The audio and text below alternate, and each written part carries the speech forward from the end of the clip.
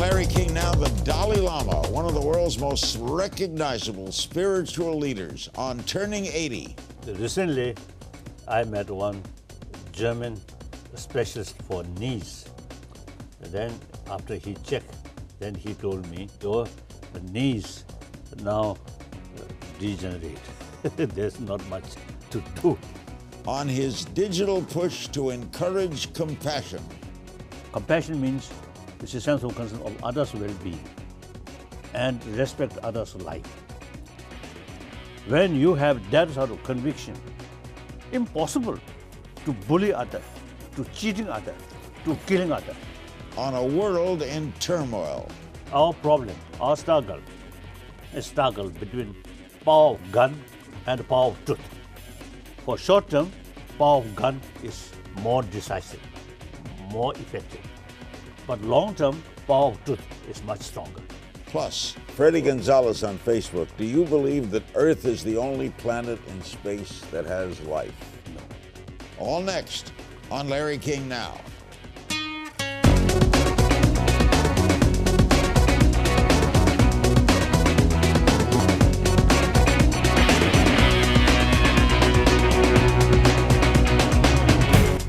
Welcome to Larry King Now. We're on the road with a Nobel Prize winner and one of the world's most recognized spiritual leaders, the 14th Dalai Lama.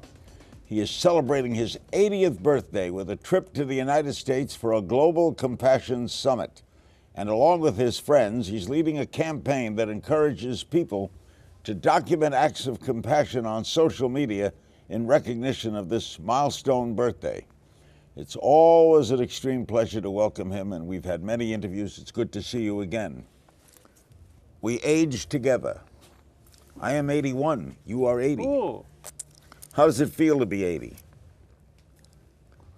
When I look back, my sort of life, I think, firstly, say my own practice. I think now, at now age 80 years old, you see, decade by decade, some sort of development. Do you feel 80? 80? Recently, I met one German specialist for knees. Then after he checked, then he told me, you are not 18 years old, but 80-year-old. So your knees now degenerate.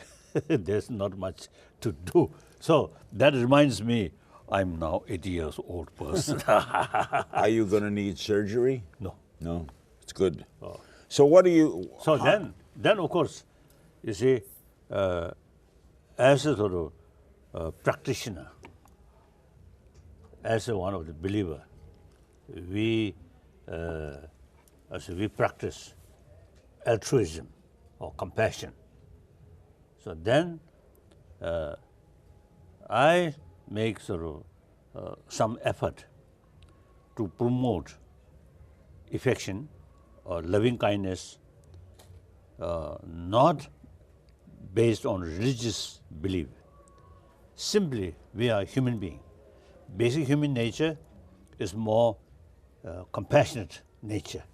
But so therefore, you see, I'm trying to make awareness, or we all have the same potential. And the warm-heartedness is the key factor to bring inner strength, inner peace. Do you think it helps you to live longer by living a compassionate life? Yes, there's no question. Now some doctors, physicians also used to say, opposite, constant anger, fear, eating our immune system. So, on the other hand, more compassionate mind, you see, very good for sustain our health. So I think sometimes I sort of jokingly telling people whether you see peace of mind really helpful for health, judge my face. Look at that face. All right, what do you eat 3 meals a day? Do you eat meat? Do you eat healthy? Or as a Buddhist monk, you see, no dinner, No dinner. No dinner. Do you meditate every day? Oh yes, of course. About 5 hours. 5 hours? 5 hours. When you see terrible events, when you see a man shoot up a church in South Carolina, Yes. don't you question your faith? Don't you question your own compassion and stuff that people would do this to people? That factor actually confirms us we need more effort to make awareness the value of compassion. Compassion means it's a sense of concern of others' well-being and respect others' life. When you have that sort of conviction, impossible to bully other, to cheating other, to killing other. But when you see it happening, So that's lacking. We are lacking. Don't you think the message is failing? No. You see, message not properly channelized.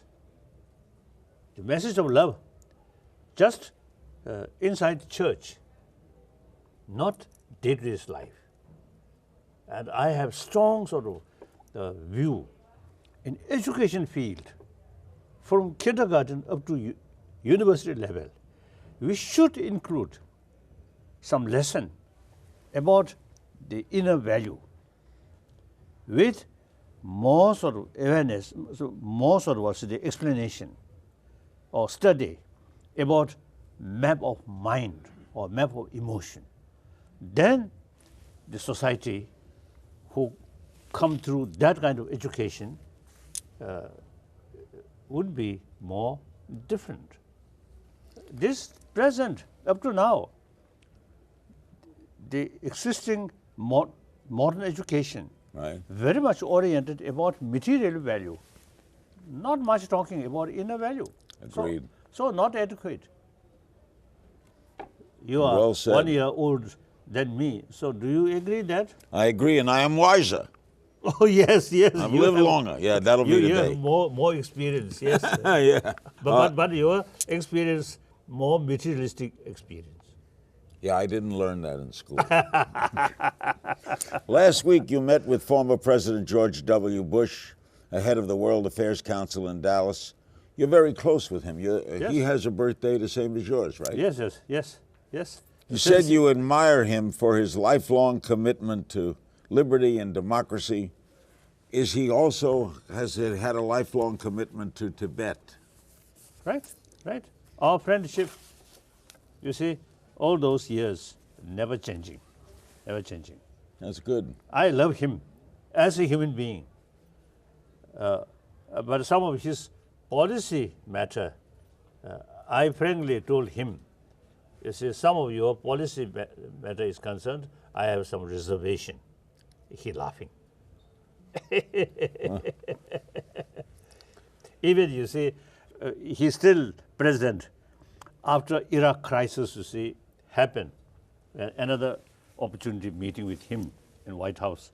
Then I told him, I love you, I respect you, but some of your policies concerned, I have some reservation.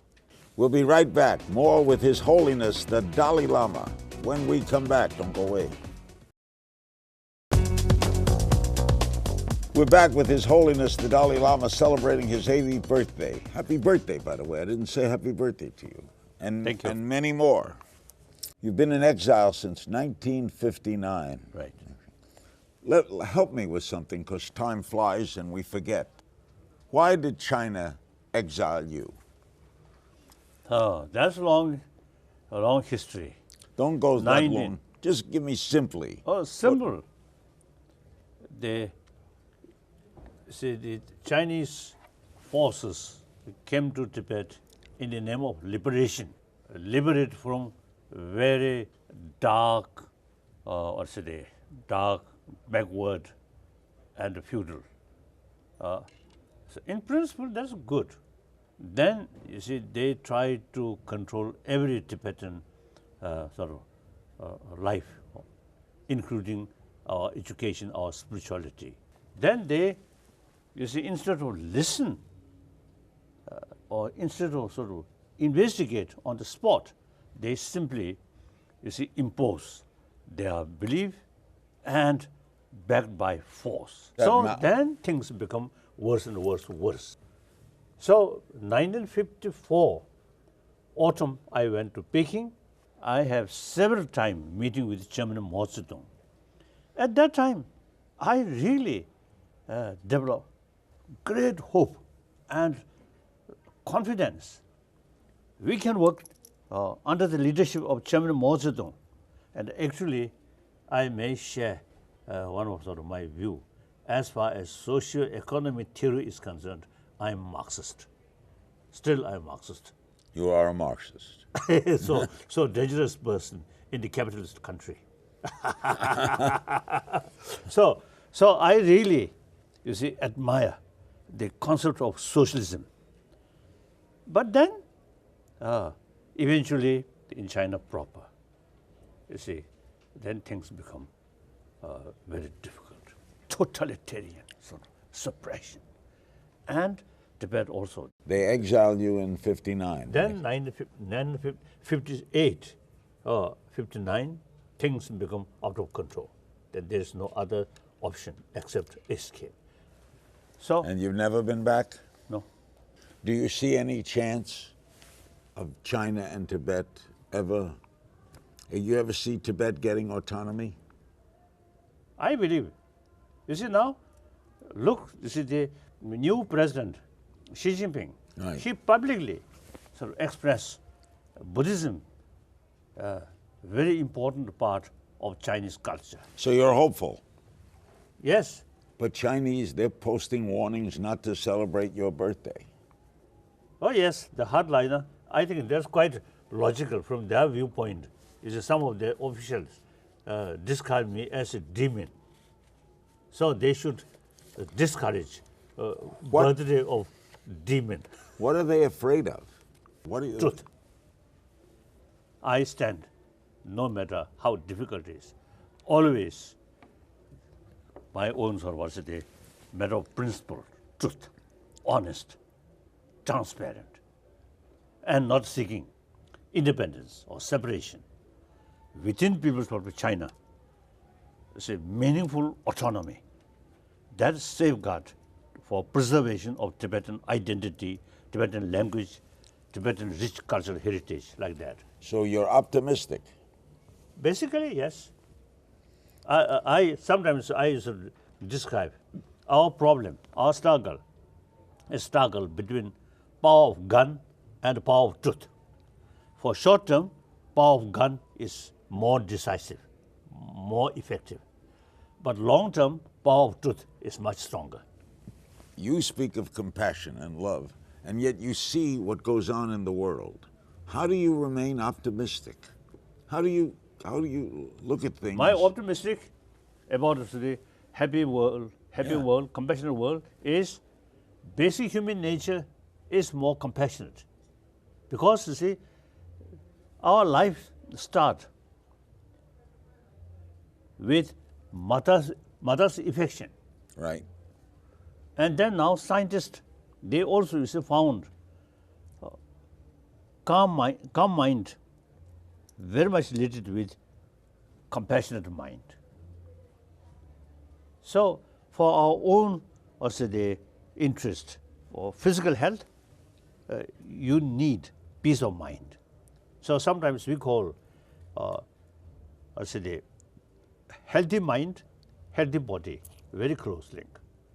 So therefore, if we think so objectively, then human nature is more compassionate, and happiness, joyfulness, very much related with inner value, not matters like that. Coming up, the birthday wish of His Holiness is a world with more compassion. How is that achieved with all the international turmoil? How do we do it? We'll find out next. We're back with His Holiness the Dalai Lama celebrating his 80th birthday, and he's just one of the great figures in the world. It's an honor to know him. I've been interviewing him many times over the years. It's always a joy to see him. You have said the world will be more peaceful with women in leadership roles, right? Right, right. That I believe. Does that mean you're going to support people like Hillary Clinton? Are you going to get involved in the American election? No. No. The political matter, Out. I absolutely sort of neutral. Why do you think more women will help us in leadership? Again, Without according to endorsing. scientists, Yeah. you see, female biologically more sensitivity about others' pain than men. So sometimes I really feel the leadership of our planet, you see, more female takes the responsibility, maybe less violence. Speaking of compassion, in all the times we've talked, were you close with your mother? Oh yes, very much.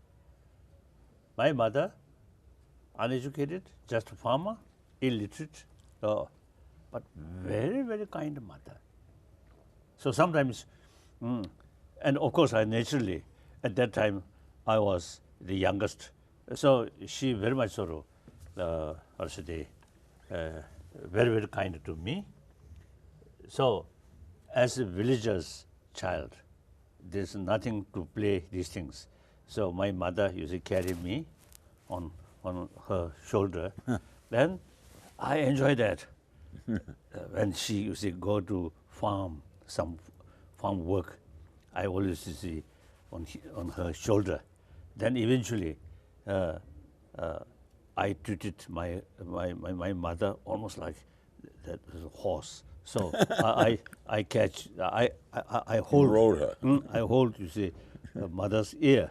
And I want to go this side, I go that. This side, go that. If not to follow my instruction, then I shout, and my 2 feet, bang, bang, bang, bang, like that. Did she live a long life, your mother? Oh yes, I think over 80 years. All right. Very, very kind. I think her children, I think almost never saw angry face, my mother. Really wonderful. All right, you're 80. We don't get younger. What about your successor? Who is the next Dalai Lama? That's not my business. Actually, as early as 69, on my formal sort of statement, I mentioned the very institution of Dalai Lama should continue or not up to Tibetan people. You want the people to choose the next Dalai? Yes. So therefore, you see, these up to Tibetan people, when you see Tibetan people, majority of people feel this is now no longer much relevant, then it automatically ceases. Then as far as sort of political matter is concerned, as I mentioned earlier, I voluntarily retired like that. Okay. Do you pray to God? God in what sense? In what sense do you see God? Is there a God? There is, let's say, the theistic religions, their fundamental sort of faith is creator, God, Right. as a creator. Then non-theistic religion, that's, you see, one ancient Indian religion, the Sanskrit word, the Sankhya philosophy, then Jain philosophy, then Buddhist philosophy. These three, no concept of God, creator. Of course, Buddha, as a Buddhist, we consider Buddha as a teacher. Teacher, not a God. Not God, not creator. So, some kind of the concept of self-creation there. The Buddha stated, you are your own master. So everything depends on yourself. Do you believe in reincarnation? Yes, I believe. So you reincarnation or rebirth. Rebirth we believe. According to many Indian tradition, you see, we have the concept of rebirth. So you lived before? Oh yes. You see, according theistic religion, this very life created by God. That also very powerful concept. So that concept, you see, bring some kind of feeling of intimacy with God. So then, what is God? I think one aspect of definition of God is infinite love. So we actually created by that kind of infinite love. So that brings some kind of conviction. I have seed of compassion. So that's very, very powerful. Do you hope to meet Pope Francis? Oh yes, of course. What do you think of him? Oh, nice, very nice. I think very practical. All right, the Global Compassion Summit. Are you doing this all over, or is it only here? Different occasion, different place. You think most people are naturally compassionate? Yes, I believe You that. do. You have faith in that. Now some scientists also say that through their investigation. They believe, they concluded basic human nature is more compassionate. And you feel compassion to those who've harmed you? Oh yes, of course. That's the compassion which we are talking is unbiased compassion. Usually also even animal, some kind of closeness feeling towards your own relatives, your own friend, that's biased compassion. That kind of compassion cannot extend towards your enemy because that compassion, you see, very much oriented about others' attitude. So genuine compassion through training, that is irrespective what others' attitude, but still as a human being or as a sentient being, they deserve our compassion. When we come back, the Dalai Lama will answer some social media questions. Stay right with us. We're back with some more moments with His Holiness the Dalai Lama on his 80th birthday. The last time I talked to you was in February of last year. You came out in support of marriage equality. The Supreme Court has now said same-sex marriage is okay. You have no question about that, do you? No question. Of course, those believers, then I think according to their own religious tradition, I think should follow that. But then ordinary people, you see, and those people who not much serious about their religious tradition, then okay. We have some social media questions. From Twitter, Lotus Flower wants to know, how many wristwatches do you own? Also, do you feel we should live our lives on a schedule with time? Yes, this particular watch, I think in early 60, my my translator, actually appointed by government of India, one Sikkimese, you see. Gave you that watch? This watch. I exchanged. You see, I got one gold sort of watch. What called Gold this? bracelet. Something. I never wear that kind of watch. So then this watch, old, but day and date. So I exchanged with him. So you follow time. All right, Annie Smith on Facebook would love to know if the Dalai Lama has ever been in love, and how do you live without love without a partner? Have you ever been in love with a woman? Yes, sometimes this is when I see beautiful women, then feel, oh, beautiful, but never felt, you see, some kind of actual work. Physical love.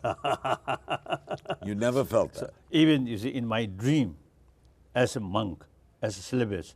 Celibate. You see? You've been celibate all your life. Yes.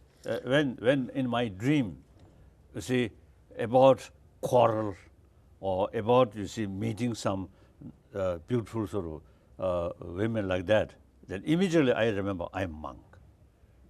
So in my mind, monkhood is the dearest.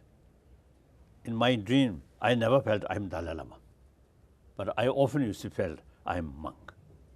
So I really proud, and especially so those people who always talk about sex, and also marry, divorce, again marry, divorce. You got and a point. I feel, all right, don't rub it in. Do you think you've missed something though? No, nothing. No? Nothing. Scott Stenheim on Twitter, after 2,000 years of civilization, haven't we learned that humans can't be trusted with the power of religion? That humans have failed? Please. Don't you think the human beings have failed? Mark Twain thought that. That we failed. Billy Graham says we failed. We haven't.